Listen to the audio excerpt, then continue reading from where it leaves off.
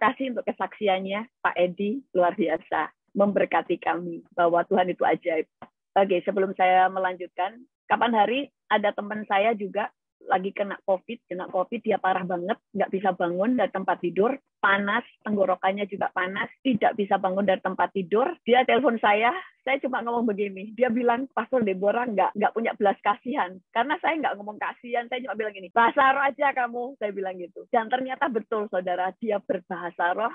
Waktu berbahasa roh, tiba-tiba kayak ada yang diangkat bebannya, terlepas, dia langsung bangun, dan dia langsung mandi. Hari itu juga dia sembuh total. Jadi mujizat itu masih tetap ada. Amin. Nah, hari ini kita belajar tentang belenggu pikiran. Karena di dalam kehidupan kita ini, setelah kita diselamatkan, banyak orang berpikir setelah kita diselamatkan selesai. Padahal ada banyak proses-proses selanjutnya setelah kita diselamatkan. Jadi, setelah kita diselamatkan, ada banyak hal yang Tuhan mau selamatkan di dalam hidup kita. Salah satunya adalah mental atau pikiran kita. Saya buka dulu PowerPoint saya, belenggu pikiran. Kita baca dulu di dalam Amsal 4 ayat 23, di dalam terjemahan NCV, saya langsung baca terjemahannya saja. Di sini dikatakan, berhati-hatilah dengan apa yang kamu pikirkan, karena pikiranmu mengendalikan hidupmu. Nah, pada waktu kita setelah menerima keselamatan, memang kita sudah diselamatkan, tetapi sebenarnya masih hanya di roh kita. Tetapi proses keselamatan selanjutnya adalah di jiwa. Di dalam jiwa ada pikiran, ada kehendak, ada perasaan. Kehendak, pikiran, dan perasaan ini juga harus mengalami kelepasan atau kemerdekaan. Pada waktu kita pertama mengalami keselamatan, kita itu roh kita dimerdekakan. Kita menjadi manusia yang baru. Kita dilahirkan kembali. Tetapi proses selanjutnya adalah kemerdekaan cara pikir, kemerdekaan mental. Dan banyak orang Kristen yang tidak tahu hal ini, sehingga mereka terus jatuh bangun di dalam dosa, jatuh bangun di dalam kegagalan, karena ada yang belum dilepaskan. Di dalam 2 Korintus 1 ayat 10 berkata, dari kematian yang begitu ngeri, ia yaitu Yesus telah dan akan menyelamatkan kami. Kepadanya kami menaruh pengharapan kami bahwa ia akan menyelamatkan kami lagi. Dikatakan ia telah dan akan. Kalau telah berarti kita sudah diselamatkan, akan berarti baru akan diselamatkan, dan ia akan menyelamatkan kami lagi. Kalau kita baca di dalam terjemahan Alkitab yang terbuka atau AYT, ini lebih jelas, dikatakan begini, ia yaitu Yesus telah melepaskan kami dari kematian yang mengerikan dan akan melepaskan kami lagi. Dan kepadanya kami berharap bahwa ia akan menyelamatkan kami lagi. Dikatakan ia, yaitu Yesus, telah melepaskan kami dari kematian yang mengerikan. Berarti dia telah menyelamatkan. Tapi dikatakan dan akan melepaskan kami lagi. Dan kepadanya kami berharap bahwa ia akan menyelamatkan kami lagi. Telah, akan, dan menyelamatkan kami lagi. Dia telah menyelamatkan kita. Berbicara kita telah dimerdekakan. Roh kita telah dimerdekakan. Kemudian kita akan diselamatkan, berbicara tentang jiwa. Dan kita akan diselamatkan lagi, berbicara tentang tubuh, bahwa kita nanti akan mengalami kebangkitan, mengalami diberikan tubuh kemuliaan. Sekarang tubuh kita bisa mati, bisa sakit, bisa lemah, bisa tua, bisa capek, dan sebagainya. Tetapi itu nanti akan mengalami pemulihan di akhir. Yang sekarang diproses di dalam hidup orang percaya adalah jiwanya yang terus-menerus harus mengalami kemerdekaan. Di dalam proses penyelamatan jiwa, Tuhan itu seperti ngulitin kita, seperti bawang, berlapis-lapis dibuka. satu persatu. Makanya saya sering menggambarkan, saya itu selalu menggambarkan di dalam pemuridan saya bahwa kita ini adalah emas. Itu sebabnya harus dibakar dengan panas api yang sangat membara supaya emasnya muncul, karena kotoran-kotoran harus dibuang. Kalau kita ini pasir atau tanah liat, maka kalau dibakar tidak akan pernah menghasilkan emas. Tapi karena kita emas lah, kita dibakar. Emas itu apa? Kita ini diciptakan menurut gambar dan rupa Allah. Kita ini manusia ilahi. Tetapi karena kita lahir dalam dosa, maka kita tertutup dengan segala macam dosa.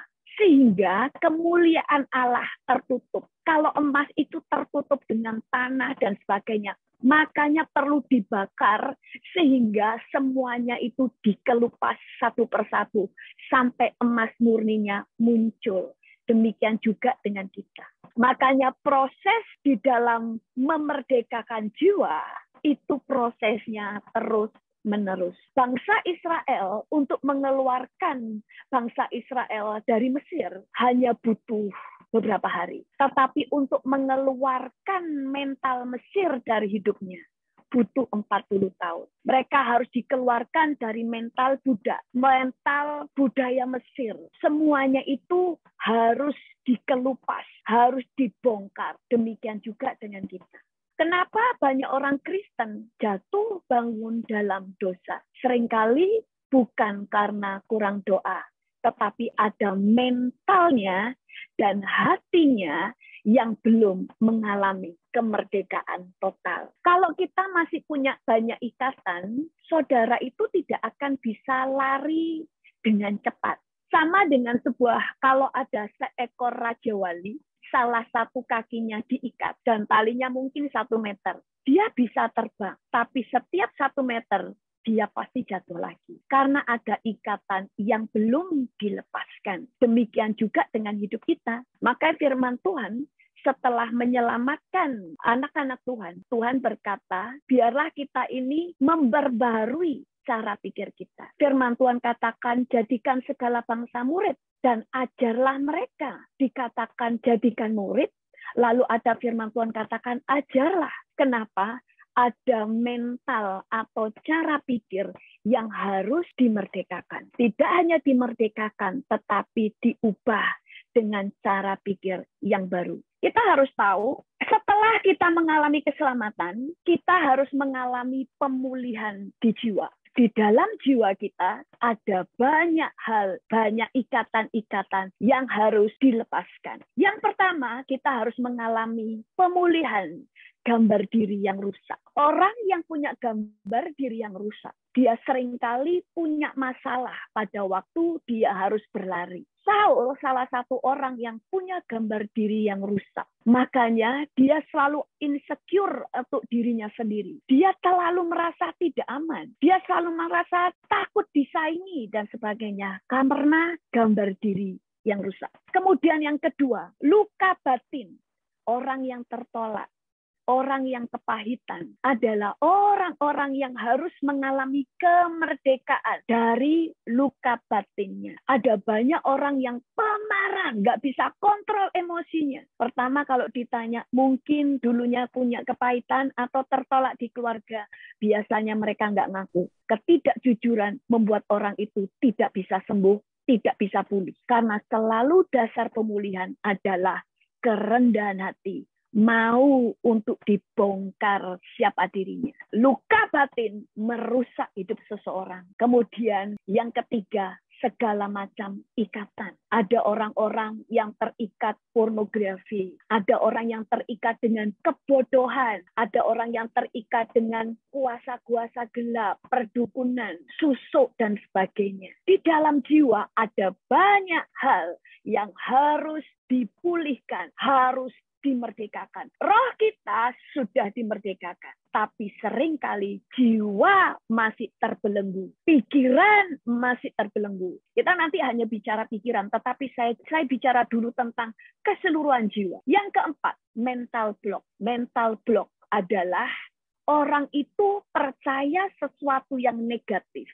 bahwa yang negatif adalah kebenaran. Dia percaya sesuatu yang salah dan dianggap itu kebenaran. Hanya karena berdasarkan pengalaman buruk masa lalu. Misalnya, dulunya kalau punya usaha selalu gagal. Langsung dia berpikir, saya bukan seorang pengusaha. Tidak mungkin saya bisa berhasil. Ada orang yang dulu cintanya ditolak. Langsung merasa, oh semua orang tidak ada yang suka sama saya. Mungkin memang saya nggak boleh menikah. Itu mental block. Ini pun harus dimerdekakan. Yang kelima, cara pikir yang salah. Cara pikir yang salah seringkali karena kurang diajar, kurang pengetahuan. Makanya ada orang miskin, seluruh keluarganya tidak pernah keluar dari kemiskinan. Karena ada cara pikir yang salah dan ada mental block yang menghalangi mereka keluar dari masalahnya. Ada keluarga yang bercerai, keturunannya semuanya bercerai.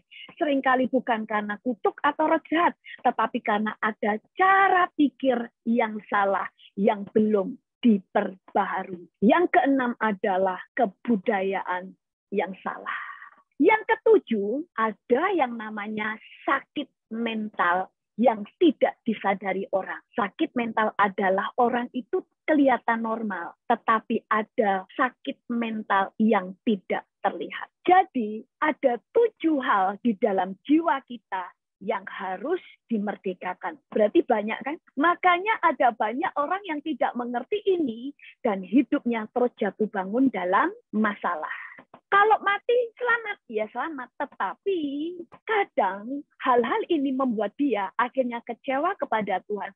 Lalu bisa murtad. Karena mereka berpikir masalah timbul karena Tuhan yang izinkan terjadi. Tetapi seringkali masalah timbul bukan karena Tuhan izinkan terjadi, tetapi karena kebodohan-kebodohan yang kita lakukan sendiri. Jadi kita harus mengalami kemerdekaan di dalam hidup kita dan jiwa ini akan terus-menerus harus dimerdekakan. Kapan hari saya menceritakan tentang, saya waktu ngajar ada di video saya di YouTube, tentang orang yang tidak merdeka hatinya. Saya waktu itu ceritain ada seorang anak kecil, psikopat umur 6 tahun. Dia seorang baru umur 6 tahun, tetapi dia suka menganiaya adiknya. Dia yatim piatu, diadopsi seorang hamba Tuhan. Dan waktu dibawa ke psikiater, dia bilang, saya singkat aja ya, dia berkata dengan santai, kenapa kamu suka menyiksa adikmu? Dia menjawab dengan santai, karena aku ingin membunuh dia. Adiknya sendiri, kenapa kamu ingin membunuhnya? Karena aku membenci manusia ada di dekatku. Dan siapa lagi yang ingin kamu bunuh? Ayah dan ibuku, yaitu ayah ibu angkatnya. Masih umur 6 tahun. Kenapa?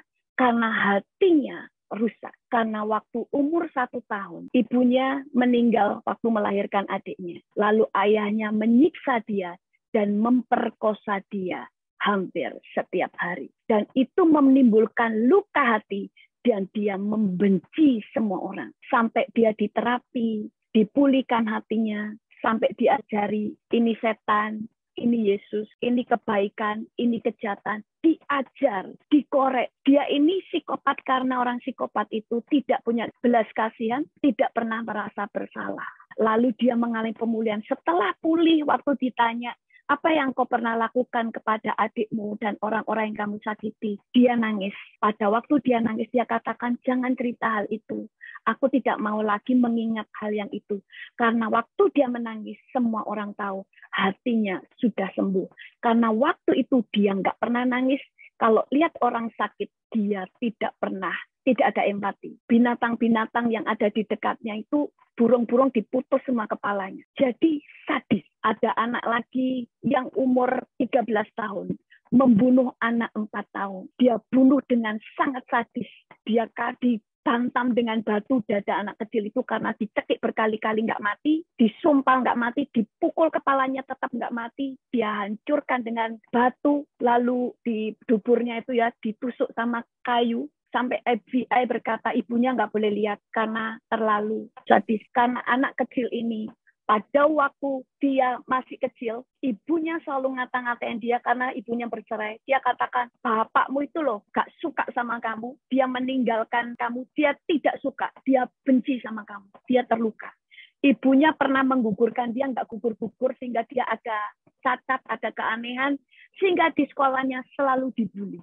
Ibunya menikah lagi, dan suaminya, ayah tirinya suka menyiksa dia. Sehingga anak ini timbul kemarahan. Sehingga umur 13 tahun sudah membunuh anak kecil. Dan pada waktu membunuh, dia tidak menyesal, tapi dia merasa bangga karena ini adalah karya pembunuhan pertamanya. Dia sangat bangga. Dan satu orang lagi, dia ditato banyak, saudara. Saya waktu lihat orang ini, nggak tahu, saya itu nangis lihat dia. Dikatakan dia pembunuh paling kejam, di penjara. Orang yang di penjara, sepenjara kamar dengan dia, dicungkil matanya, dia dibunuh dengan silet, karena kan nggak bisa membawa senjata. Dibunuh sampai semua orang berkata, orang ini butuh 4 jam untuk mati. Karena pembunuhan nggak dengan pisau, dengan silet, dan sebagainya.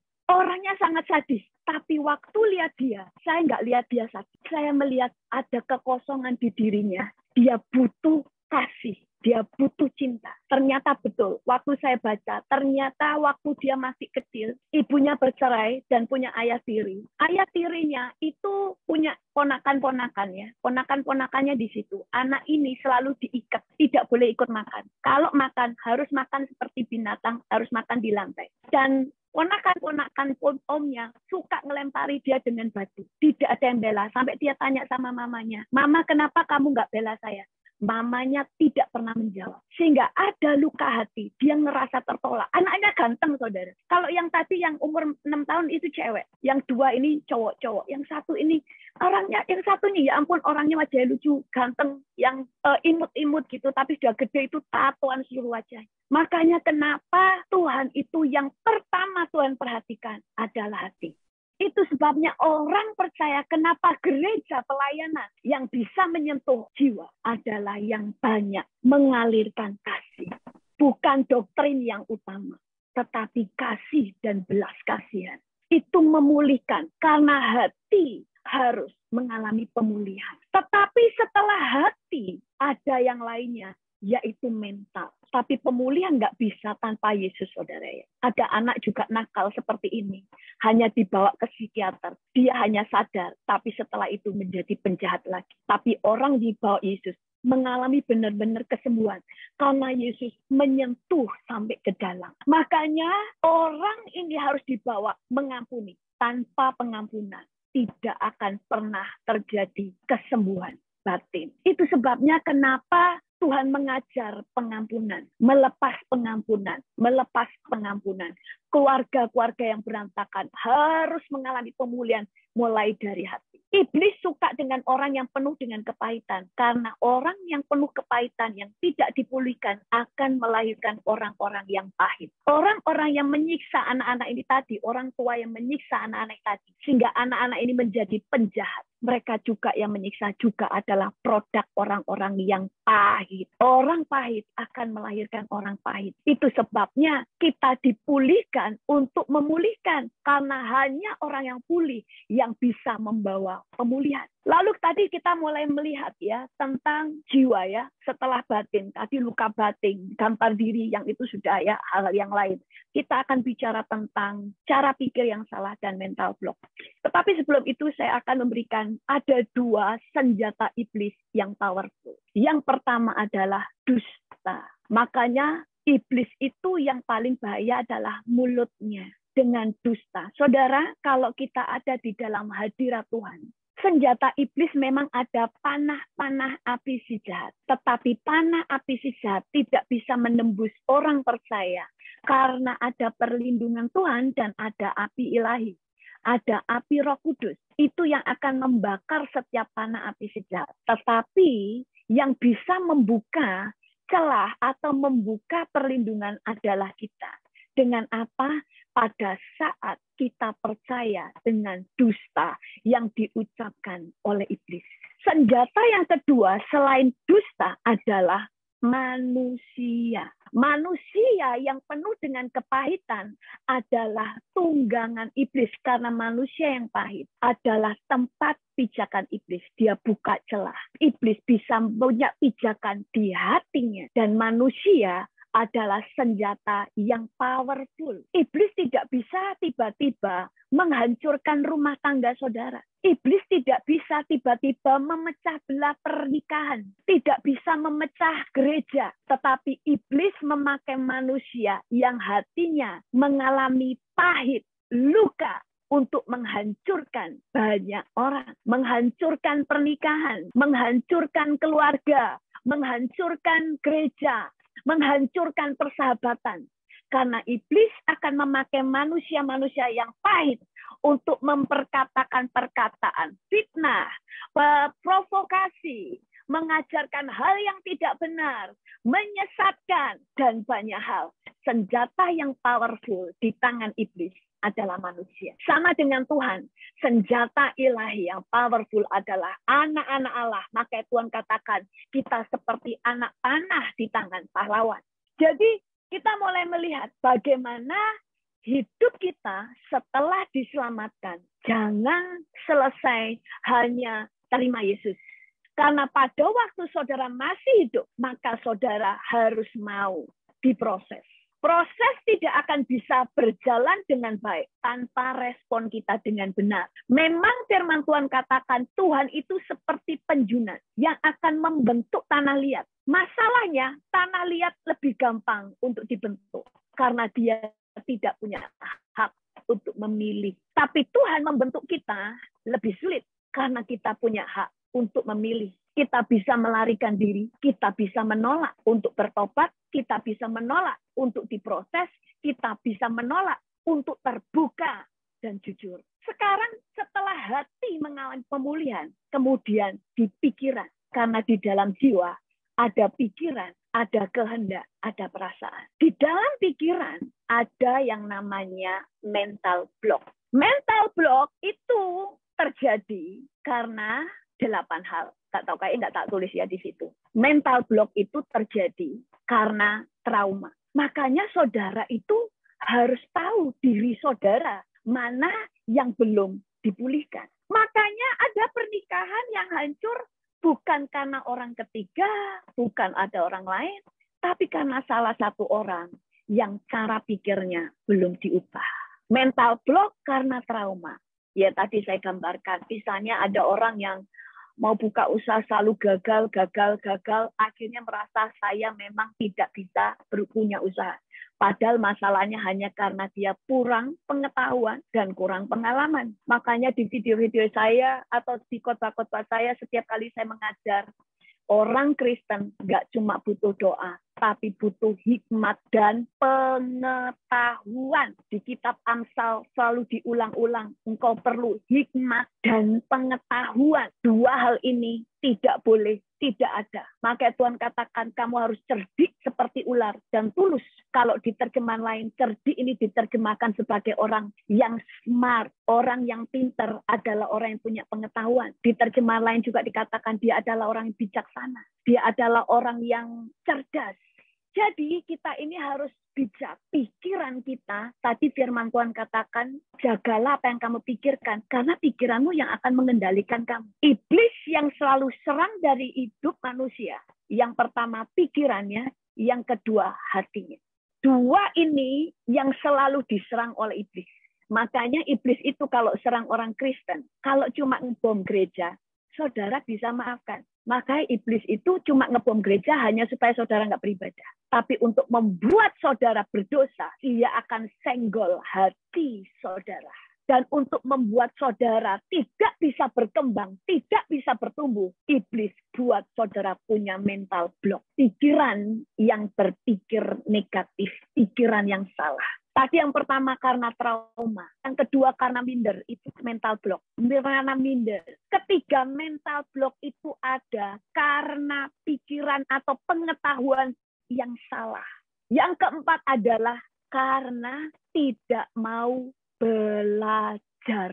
Sehingga pengetahuannya adalah masa lalu jadul. Padahal kita harus terus berkembang. Karena Tuhan itu ingin memberkati kita. Memberkati kita itu mudah. Tidak pernah terbiasa lihat uang. Lihat dapat uang berapapun. Pasti habis. Ada seorang pengemis, saudara, dia sakit dan meninggal. Rumahnya reot. Tahu pada waktu didatangi polisi untuk mau ngangkat mayatnya, di situ ada karung. Tahu karungnya isinya penuh dengan uang. Dari kertas sampai uang koin itu penuh dan tidak ada yang tahu banyak uang di situ. Tapi kenapa dia hidup miskin, hidup sengsara?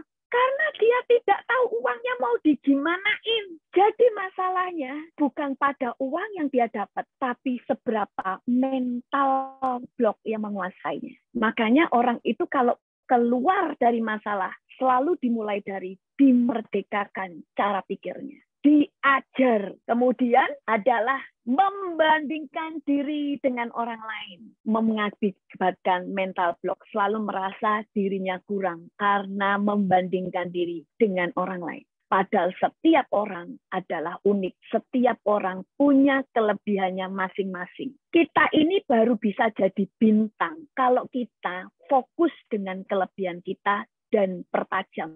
Ada orang yang dikaruniai pendoa syafaat, dapat penglihatan, dapat ini, dapat itu. Wah, luar biasa. Kalau saya fokus di situ, saya akan merasa orang yang paling tidak berkenan kepada Tuhan. Tetapi karena saya tahu panggilan saya adalah mengajar, berkhotbah, saya fokusnya di situ. Saya tahu karunia saya di situ. Maka saya pelajari firman dan Tuhan singkapkan banyak hal.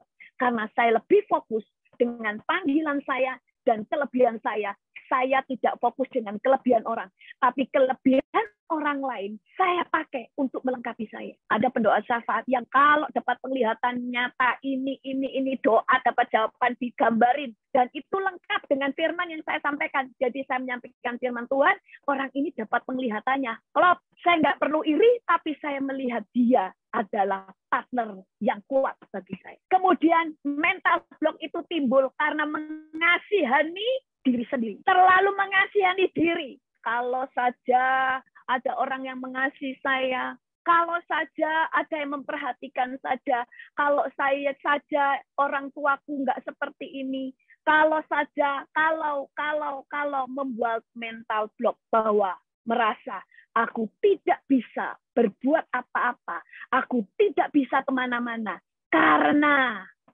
A, karena B, karena C, sehingga dia tidak bisa kemana-mana. Walaupun setiap hari ikut Zoom. Ini ya, saya gambarin, misalnya ini manusia, ini kepala, pikiran. Pada waktu saudara punya pikiran yang salah, ada karet ya, pikiran yang salah, itu seperti sebuah yang menutupi karet, ya, menutupi kepala kita, otak. Semuanya tertutup. Misalnya tadi, aku tidak bisa berhasil karena memang aku diciptakan seperti ini. Aku adalah orang yang gagal, aku adalah orang yang menyedihkan. Aku begini karena orang tuaku dulu jahat.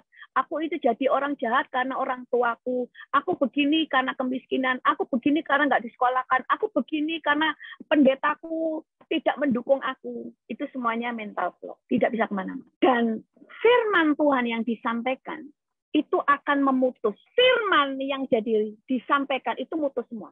Karet-karet. Bisa bayangin ya kalau karetnya putus kan lepas semua ya. Tapi kan kosong. Karetnya kan lepas. Tetapi firman yang jadi rema, itu firman itu akan menjadi karet yang baru.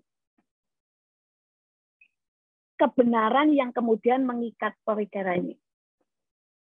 Makanya orang tidak bisa cuma dilepaskan dari cara pikir yang lama. Tidak cukup. Tetapi harus mulai dipakaikan pikiran yang baru. Makanya saudara, firman Tuhan mengajar kita pikirkan apa yang baik, yang berkenan, dan sebagainya. Karena saudara tidak bisa melawan pikiran negatif. Yang saudara bisa lakukan, mengubah pikiran yang negatif jadi positif. Makanya itu yang namanya firman menjadi rema. Firmannya itu nyantol. Jadi nggak cuma firman itu pedang bermata dua. Ya, sanggup memisahkan pikiran yang salah. Dipisahkan semuanya. Waktu ikut Zoom, wah iya ya, saya diberkati. Itu kayak dilepasin semua. Tapi 2 hari kemudian, pikiran yang lama bisa masuk lagi. Karena belum ada pikiran yang baru yang memenuhi pikirannya. Makanya setelah dilepaskan, saudara harus merenungkan firman itu siang dan malam sampai mengubah pikiran menjadi rema. Dan setelah saudara kerjakan, firman itu jadi daging. Firman itu nggak cuma saudara jadi hafal, tapi firman itu jadi gaya hidup, sehingga saudara nggak usah ngapalin. Ya memang itu kayak saudara di Indonesia.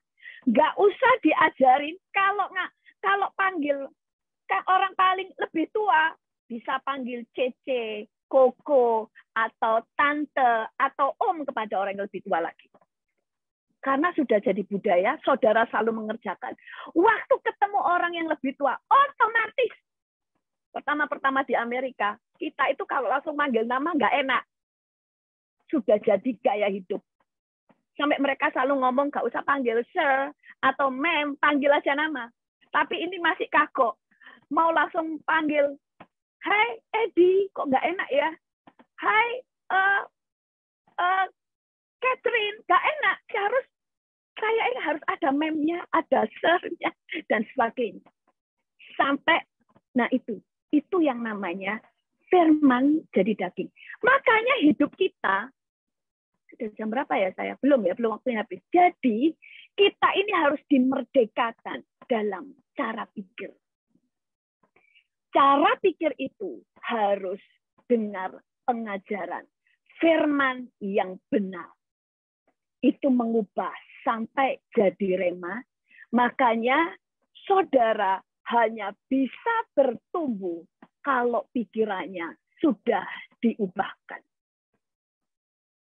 Berikutnya tadi adalah kita harus diubahkan dari mental block. Tetapi juga ternyata ada yang namanya sakit jiwa. Yang banyak orang tidak sadar adalah ada orang yang sakit mentalnya. Karena kejadian masa lalu, karena dulunya pernah dibully dan sebagainya, atau sesuatu hal yang lainnya, itu membuat dia mengalami sakit mental. Orang psikopat pun itu adalah orang yang sakit mental. Ada kapan hari saya mengajar orang yang terlalu dimanja, semuanya dilayani, tidak dididik. Orang itu akan sakit mental. Kenapa? Tanggung jawab mental yang mengajar dia tentang sisi tanggung jawab, berempati dengan orang, itu tidak berkembang. Sehingga kapan hari saya ceritakan, ini kejadian nyata. Ada seorang orang Indonesia menikah dengan orang Inggris, kaya, anaknya sekarang, terus kemudian mereka punya anak 1. Sangat dimanja sama ibunya. Salah selalu dibelain. Semua dibelain. Pengen punya teman, wah dibayarin, semua dimanja, dicukupi. Dan tidak pernah ada kata salah untuk anaknya. Semuanya benar. Sampai suatu saat punya pacar. Pacarnya tidak nuruti keinginan dia. Dia bawa pulang ke rumah ibunya, ke rumah orang tuanya yang cowok ini. Dibunuh di rumahnya. Dan ibunya membela dia. Anak ini tidak tahu itu salah. Bahkan waktu di penjara dia ketawa, dia bilang, ibuku akan mengeluarkan aku. Tidak ada orang yang bisa menangkap aku. Karena dia selalu berpikir semua orang akan menuruti apa yang dia inginkan. Maka saya katakan, orang yang kepahitan lebih mudah dipulihkan daripada orang yang dimanjakan. Orang yang dimanja tidak butuh apa-apa. Sehingga susah untuk dibilangin. Semuanya ada. Dia sudah punya juru selamat, orang tuanya. Tapi orang yang pahit dalam dirinya yang terdalam, butuh penerimaan dan kasih sayang. Makanya mereka lebih cepat mengalami pemulihan daripada orang yang dimanja. Ada orang-orang yang mengalami sakit jiwanya. Makanya itu juga harus dipulihkan. Jadi kita melihat Tuhan itu setelah menyelamatkan kita, kita akan diselamatkan lagi. Apa? Kita ini dikuliti satu persatu. Kita ini seperti minyak narwastu dalam buli-buli pualam. Pualamnya ini harus dipecah supaya minyak narwastunya boleh keluar untuk dinikmati banyak orang. Yang ini mungkin saya catat ya, mungkin ya. Sakit mental. Orang itu mengalami kecemasan, selalu merasa terancam. Loh, ada orang begini, saudara. Ini bukan hanya karena roh jahat. Kita kan kadang-kadang melepaskan orang. Iya, harus dilayani pelepasan. Tapi pelepasan saja tidak cukup. Selama orang itu tetap percaya dengan bayangannya sendiri. Suka berhalusinasi. Ada orang yang selalu cemas hidupnya. Selalu merasa terancam. Ada orang yang begini, saudara. Makanya waktu konseling, kita benar-benar ada orang yang memang harus dikonseling. Ada orang yang dilayani pelepasan. Ada orang yang setelah dilayani pelepasan harus diajar. Makanya, tapi kita ini sebagai pelayan Tuhan kan nggak mungkin kan nyuruh dia terus dilayani. Kan yang urusan kita banyak. Makanya kalau saudara ngerasa ada yang seperti itu, saudara tahu kondisi saudara sendiri dan saudara mau untuk dipulihkan. Jangan selalu berharap, harusnya ada hamba Tuhan datang kepadaku dong, kasih tahu saya kenapa, doakan saya, tolong pulihkan saya. No. Saudara harus tahu bagian saudara. Karena saudara tahu kebenaran, maka saudara dituntut untuk melakukan yang saudara tahu.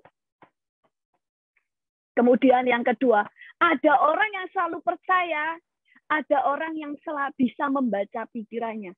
Yakin banget orang-orang bisa baca pikirannya. Sudah dikasih tahu, tidak ada, tetap percaya. Ini sakit mental, saudara. Harus dipulihkan, harus disembuhkan. Kalau ada di antara saudara tahu ini, saudara harus lawan pikiran saudara. Ini bukan roh jahat, tapi kebiasaan pikiran saudara yang saudara selalu biarkan. Biasanya orang-orang yang seperti ini, orang-orang yang suka ngelamun. Yang ketiga, ada orang yang percaya diguna-guna orang. Ada orang yang percaya suami dan istrinya tidak setia. Nah, di dalam kedokteran juga ada tentang waham atau delusi. Ini ada. Tetapi ini berdasarkan saya melayani orang ya. Jadi ada hal-hal yang mungkin nggak ada di pengajaran tentang delusi atau waham. Tetapi ini berdasarkan apa yang saya pernah layani orang-orang. Yang keempat, yang kelima, ada ketakutan tanpa alasan. Ada orang itu yang selalu ketakutan tanpa alasan. Haruskah orang yang dilayani pelepasan? Ya, tapi itu hanya awal. Karena hanya dilayani pelepasan, tidak menjawab dan tidak menyembuhkan. Karena orang ini harus percaya dengan kebenaran. Harus diajar. Jadi adalah keputusan orang itu. Mana yang dia percaya? Dia lebih percaya perasaannya, pikirannya sendiri, halusinasinya, atau yang dikatakan firman Tuhan. Maka Tuhan mengajar kita punya iman, percaya. Karena seringkali walaupun dilepaskan, kayak orang Israel, sudah dimerdekakan dari Mesir, belum tentu pikirannya merdeka. Itu keputusan mereka, mau merdeka atau tidak. Bagian Tuhan memulihkan, tapi bagian mereka mau nggak dipulihkan. Percaya nggak dengan perkataan firman. Kemudian ada orang yang merasa sangat hebat. Pinter banget, merasa jenius. Dulu ada orang. Dia selalu merasa pinter. Sampai dia bilang gini, dia kemana-mana banyak mau bermasalah. Di mana-mana di gereja, selalu pindah sana, pindah sini, kemana-mana. Dan tahu dia ngomongnya, saya itu di semua gereja tidak ada yang nyambung kalau ngomong sama saya. Karena tidak ada yang selevel saya. Padahal dia itu pengetahuan firman aja nggak ada. Jadi semuanya, tapi dia selalu merasa jadi orang yang paling jenius. Dia bilang, makanya semua gereja tidak bisa terima saya. karena saya orang yang sangat jenius. Ini mentalnya ada masalah, saudara. Dan orang ini tidak akan pernah sembuh kalau dia tidak menyadari siapa dirinya. Makanya orang yang disembuhkan awal adalah, kalau tentang sakit mental, dia harus sadar bahwa dia sakit supaya bisa disembuhkan. Kemudian yang terakhir, orangnya geeran, merasa seluruh dunia naksir dia. Dilirik orang udah katanya naksir. Dan sebagainya, semua orang rasanya naksir. Dan ada orang yang selalu merasa teraniaya. Dimanapun dia merasa teraniaya. Nah, kita mulai lihat. Ada banyak orang yang mengalami masalah hidupnya. Pertama, hati. Hati itu harus dimerdekakan. Kedua, pikiran. Dari sakit mental. Karena banyak orang yang nggak sampai langsung sakit mental gila, nggak ya. Tetapi baru sakit-sakit mental sedikit gitu ya kan. Dan tapi itu harus dipulihkan karena itu akan menghalangi dia. Karena pertama, orang yang berhasil dimulai dari pikirannya yang diubahkan. Setelah pikirannya diubahkan, maka ada kata-kata begini. Kesuksesan bukan bicara tentang harta atau menjadi terkenal. Kesuksesan adalah bicara tentang mental sukses. Dan Tuhan sampaikan kepada saya, mental pemenang, orang yang lebih daripada pemenang, dimulai dulu dari mental pemenang. Dan orang yang berhasil dalam segala hal harus dimulai dulu dari mental berhasil atau mental sukses.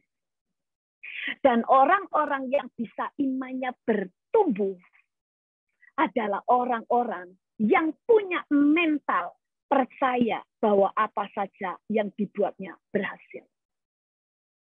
Jadi mental-mental ini pada waktu dia sudah punya mental pemenang. Seperti Paulus. Kenapa Paulus begitu bertobat? Dia bisa melesat. Karena dimulai dari mentalnya. Waktu dia menjadi orang Farisi, belum percaya Yesus. Dia jadi orang yang radikal. Dia tahu benar kalau ini dia tanggap itu benar. Dia akan kerjakan itu apapun resikonya. Dibenci orang Kristen pun dia kerjakan. Yang penting menyenangkan Tuhannya. Itu waktu itu yang dia percaya. Tapi begitu dia berbalik percaya kepada Yesus. Dia juga melakukan hal yang sama. Karena dia punya mental pemenang. Punya mental sukses. Makanya orang yang diberkati bisa diberkati. Semua orang diberkati. Tapi nggak semua orang bisa menerima berkatnya. Karena wadahnya tidak siap. Uber itu di Amerika dulu, Uber pertama, saya dengar kesaksiannya, itu dimulai dari ada seorang punya banyak uang. Dia nulis di Twitter. Saya punya banyak uang, tapi saya tidak tahu uang ini digimanakan. Apakah ada yang punya ide? Kasih tahu saya. Lalu ada anak muda yang kemudian teks dia. Dia bilang, aku punya ide. Sehingga mereka ketemuan. Orang ini, anak muda ini ngomong untuk buat Uber. Dikasih tahu dan orang yang modal ini, pasti yang dia cari, orang ini orangnya optimis. Punya visi yang besar. Dia bisa dipercaya. Dia langsung kasih modal. Jadi Uber itu. Dan dua-duanya menjadi kaya dari Uber itu. Tetapi nggak semua orang yang punya modal bisa ngasih pada orang-orang sembarangan, tapi orang-orang yang bisa dipercaya dan punya pikiran optimis. Jadi kita mulai belajar di sini, kemerdekaan orang percaya harus tidak hanya di roh, tapi di jiwa. Yang di jiwa ini perlu proses, makanya perlu rendah hati. Saudara perlu datang kepada Tuhan, perlu dilayani, perlu diajar, sehingga kita semuanya menerima kemerdekaan total. Itu yang membuat kita terus bertumbuh, terus naik, tidak pernah turun. Karena kita terus mau untuk diperbarui dan diperbarui. Dan Tuhan ajar saya itu begini.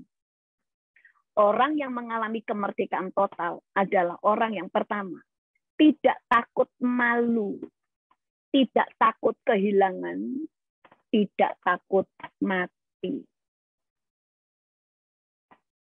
dan tidak takut ditolak.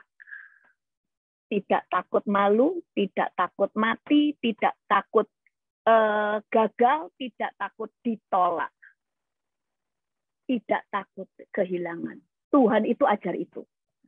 Orang-orang yang punya ketakutan-ketakutan tidak bisa maju karena banyak ketakutan-ketakutan. Tapi pada waktu kita tidak takut kehilangan, tidak takut malu. Kayak Daud, dia mengalami kelepasan karena dia tidak takut malu. Wah, saat dia harus mengakui kesalahannya. Dia tidak takut kalau kerajaannya diambil. Dia tidak takut kalau harus mati. Dia tidak takut kalau harus dipermalukan. Sehingga dia benar-benar merdeka. Iblis tidak tahu lagi mana yang bisa dipakai untuk mendakwa dan menuduh dia dan memojokkan dia. Karena dia tidak takut segala sesuatu. Dan ini yang kita harus miliki. Amin. Sebelum saya serahkan kepada moderator, kita berdoa.